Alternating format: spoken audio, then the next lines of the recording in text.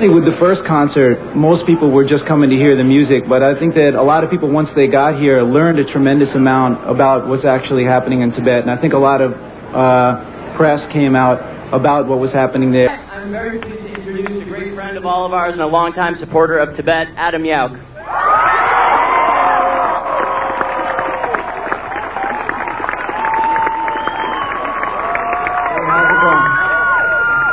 How's everybody doing? All right, I'd like to thank everybody for coming down here today, because I think it means a tremendous amount.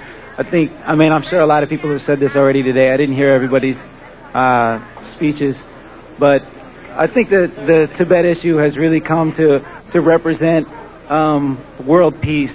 And in working for Tibetan freedom, I think we're all really, in a sense, working towards world peace, because the values that are within Tibetan culture and Tibetan religion of compassion for all beings and nonviolence, these are the basic principles that are going to help humanity to take that next step into really becoming what we are meant to be.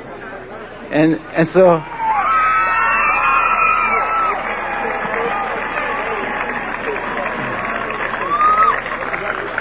in a sense, I feel really inspired to be here today and see all these people here, but it's also a little bit scary because there's still a long way to go. There's still a lot of work that needs to be done, and I want to be sure that none of us start to rest on our laurels and think, oh, these were some exciting concerts, or we had a big demonstration here, and think that we've really accomplished anything, because there's a long way to go on this to actually get Tibet free.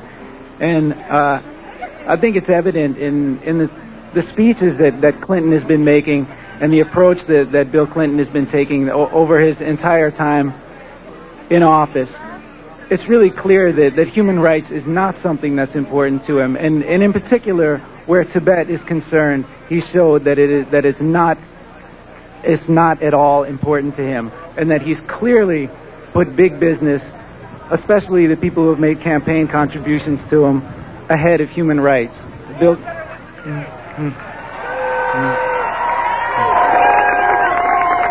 Bill Clinton has received campaign contributions from all these major corporations. He's also received campaign contributions from the Chinese government, and he's clearly working for these people and not working in the interest of democracy, in the interest of humanity, in the interest of American people, in the interest of the principles that this country is based on, these basic ideas of human rights, basic principles of human rights that are accepted by the United Nations, that the entire world community has agreed are a set of values that we all agree are the way that human beings should conduct themselves. And here China wants to enter into the world community, become a part of this world community, but they're not willing to uphold these basic rules that we've all agreed are the way that we need to conduct ourselves. So I think that we need to say that if China wants to be a part of the world community, then they need to uphold these basic rules. And if Bill Clinton...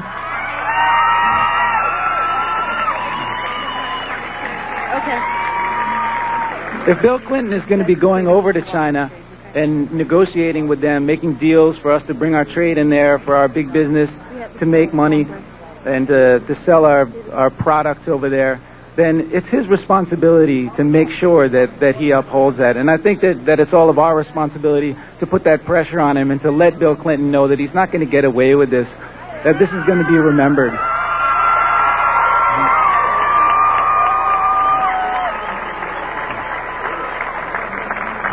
Basically, we have a limited window of time here that we're going to actually be able to affect Chinese policy and be able to affect the situation in Tibet, because the way that all of our business deals are structured with the Chinese government is structuring them in such a way that all U.S. businesses, their contracts run out after 5 years. The companies that they're building over the plants that they're building over there, they're forced to turn those over in 5 years or 10 years or whatever it is on the different contracts to the Chinese government. So U.S. business is only going to have an influence for a limited period of time in China. And so there's this window of a few years where we can actually affect things right now. And Bill Clinton is trying to give the impression in his speeches that it's a black and white situation, that if we even mention Tibet or we mention human rights, then it's going to shut down all business in China. And it's not that black and white. We have leverage to bring negotiations. We help to bring negotiations in Ireland. We help to bring negotiations in Israel. And we do have the power.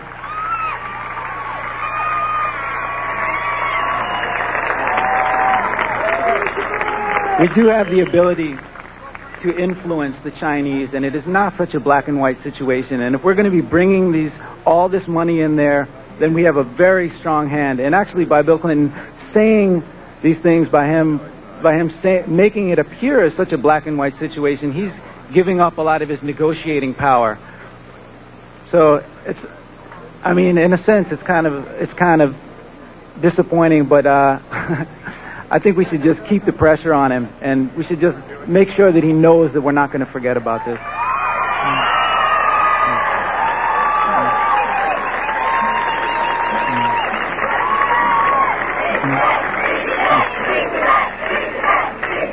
All right. Hold on a second. He just gave me the big 1 minute sign.